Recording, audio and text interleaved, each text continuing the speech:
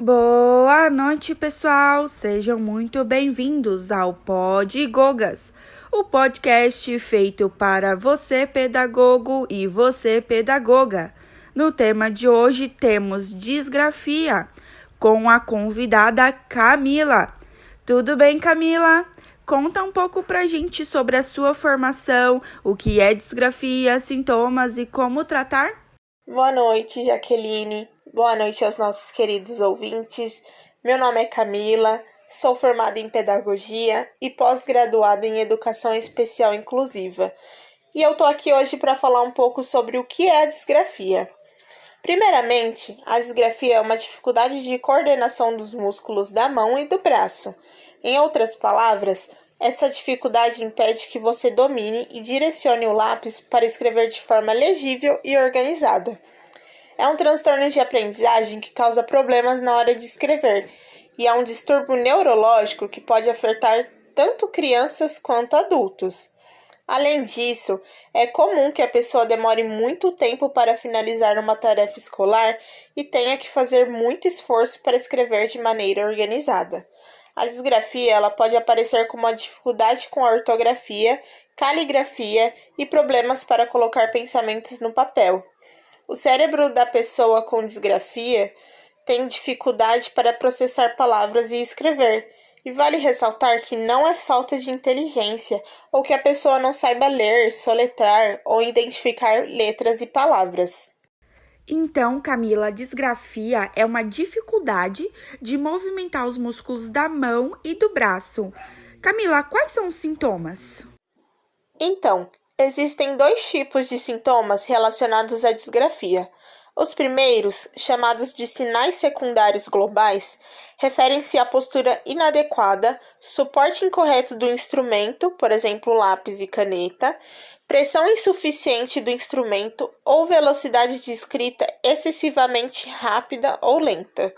Por outro lado, os sintomas específicos se concentram em elementos do próprio gráfico, como o tamanho grande das letras, letras inclinadas ou deformadas, espaçamento excessivo entre letras ou muito aglomeradas, ligações impróprias entre grafemas, letras irreconhecíveis, ocorre uma mistura de letras maiúsculas e minúsculas, letras inacabadas e, por fim, texto difícil de compreender. Apesar de ser raro, as pessoas com disgrafia sentem dor enquanto escrevem, e outros sinais são dificuldade em copiar palavras, dificuldade em visualizar palavras antes de escrevê-las, posição incomum do corpo ou da mão ao escrever, falam as palavras em voz alta enquanto escrevem e omitem letras e palavras de frases. No que diz respeito à escrita, geralmente estão presentes os seguintes sintomas: alteração da ordem das letras, total ou parcial, de palavras conhecidas e desconhecidas da pessoa, mudança de orientação dos traços de certos personagens, confusão de letras semelhantes, como o P com o B, ou então o D e o B. Por outro lado, a leitura é geralmente caracterizada por dificuldade em distinguir certas letras ou lê-las em ordem, ignorar erros de grafia e dificuldade em ler frases ou palavras simples, especialmente as curtas.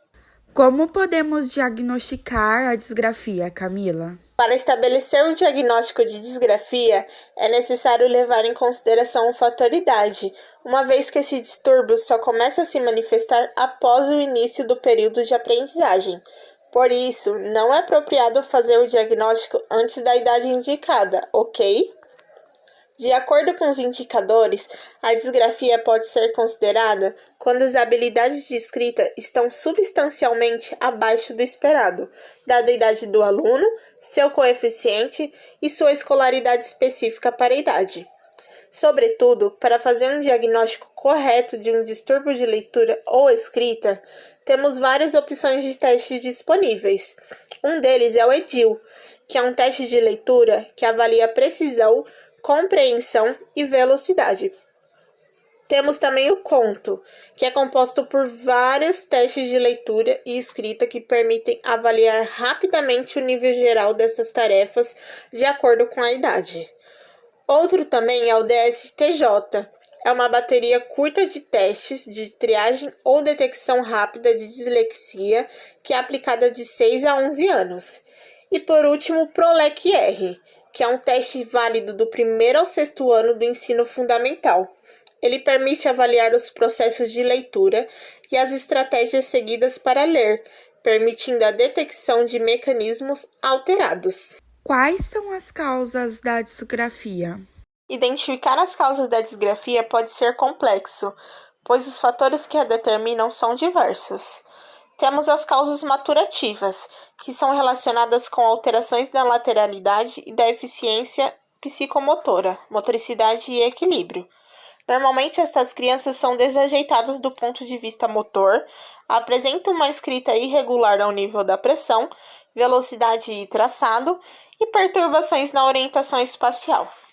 Temos as caracteriais, que são associadas à personalidade da criança, influenciam o aspecto do grafismo da criança, o estável ou instável, o lento ou rápido, e esta causa também está relacionada com fatores psicoafetivos, pois a criança vai refletir na escrita o seu estado e tensão emocional. E por último, as causas pedagógicas. A forma de ensinar e mesmo a velocidade da aprendizagem pode causar transtornos na escrita, como, por exemplo, a instrução rígida e inflexível sem respeito pelas características individuais, erro no diagnóstico do grafismo, deficiente orientação no processo de aquisição da mestria motora, orientação inadequada na mudança de letra A máquina para letra A mão, objetivos demasiado ambiciosos, materiais inadequados ao ensino e a incapacidade para ensinar a posição correta do papel e dos movimentos base da escrita. Camila, e qual seria a melhor forma de tratar? Essa pergunta é muito interessante, Jaqueline, porque para algumas pessoas com disgrafia, a terapia ocupacional e treinamento de habilidades motoras podem melhorar a capacidade de escrever. Mas é importante sabermos que para ajudar uma criança com disgrafia, é preciso estabelecer um relacionamento genuíno, ou seja, assegurando que a criança se sinta segura e apoiada, claro, tanto em casa quanto na escola. Por ser um desafio, os pais precisam do apoio dos professores e da escola, para que a disgrafia não atrapalhe o desempenho escolar das crianças, e devido a isso, podem ser necessárias algumas estratégias na sala de aula, que vão ajudar a criança com disgrafia a melhorar a sua escrita, trabalhando o desenvolvimento psicomotor e o grafismo. Essas estratégias são ensinar uma postura correta na cadeira, fazer exercícios gráficos como labirintos e cadernos pontilhados, realizar exercícios de motricidade fina, dedicar momentos apenas à escrita, que seria a caligrafia, e realizar atividades pictográficas, a pintura, o desenho, a modelagem, entre outras atividades. Camila, a partir de todas essas informações que você disse pra gente hoje, o que o pedagogo pode fazer para desenvolver a habilidade do aluno? Bom, vamos lá. O primeiro passo é reconhecer que o estudante tem a disgrafia e jamais forçá-lo a algo que ele provavelmente não dará conta. Depois, é estabelecer as metodologias que melhor se adequam ao caso da criança. Vou citar algumas técnicas que podem ser usadas no caso da disgrafia. Temos exercícios grafomotores. Eles são ideais para que o pequeno possa trabalhar com o acompanhamento de um profissional, a coordenação motora e o domínio das mãos ao movimentar um lápis sobre o papel. Os exercícios podem conter desenhos pontilhados que incentivarão a criança a desenvolver a habilidade e outras atividades que ligam um ponto a outro. Temos a caligrafia, onde o pequeno aqui pode ter a habilidade da escrita desempenhada para que ele tenha maior domínio na hora de escrever. É importante lembrar que as etapas são cruciais para notar a melhora do desenvolvimento do manuseio na hora de escrever. Seguindo essa linha, o profissional pode aplicar exercícios que induzam a reaprendizagem da forma das letras e o espaçamento necessário entre elas. Uma técnica muito importante é a posição ao escrever, porque a maneira a qual a criança segura o lápis é determinante e causa dor e fadiga nas mãos do pequeno. Neste caso, o aluno precisa ser orientado à forma mais adequada para desenvolver a escrita sem prejudicar seus membros.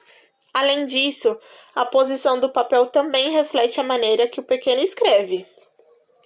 Por último, eu tenho a técnica do pincel, que o uso do instrumento é ideal na fase inicial do treinamento, principalmente para que a criança consiga trabalhar a pressão que é exercida sobre a folha de papel.